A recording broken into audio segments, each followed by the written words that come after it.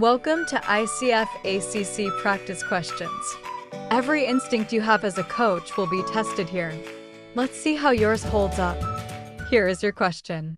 A coach is in the middle of a session when their client, a senior leader, receives an urgent text and says, "I'm so sorry. I have to deal with this. Can we just use the last 10 minutes to wrap things up?" The coach had planned to introduce a powerful reframing exercise in this session.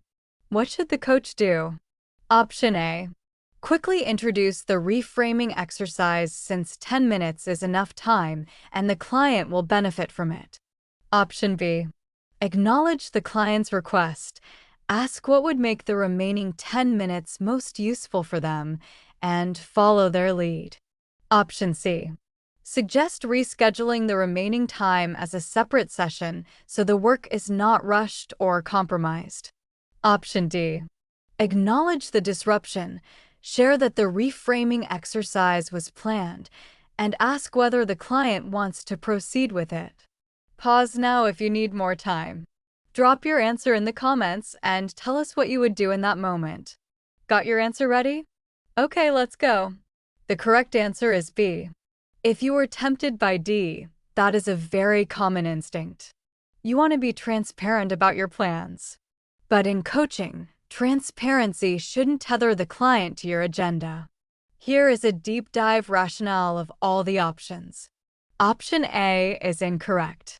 Pushing a 10-minute reframing tool because you think it will benefit them violates client autonomy. Good coaching is never about forcing a tool into a compressed window just to fulfill the coach's plan. Option C is incorrect. Suggesting a reschedule sounds thoughtful, but it takes away the client's choice. The coach assumes 10 minutes isn't valuable instead of partnering with the client to decide how to use it.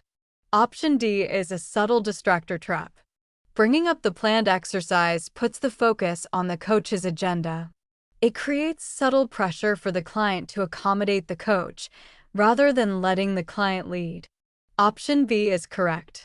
Under ICF Competency 3, that is, establishes and maintains agreements, the coach must partner with the client to manage the time and focus of the session.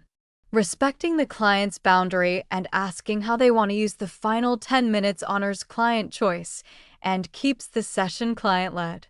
The urge to execute a great exercise could easily blind a coach to what the client actually needs in front of them. The exam could test you on this exact boundary. If you want to master these kind of scenario dynamics across 240 questions with detailed rationales on every single option, the full-length ICF ACC mock exam series is on Udemy. Link in the description. See you in the next practice question.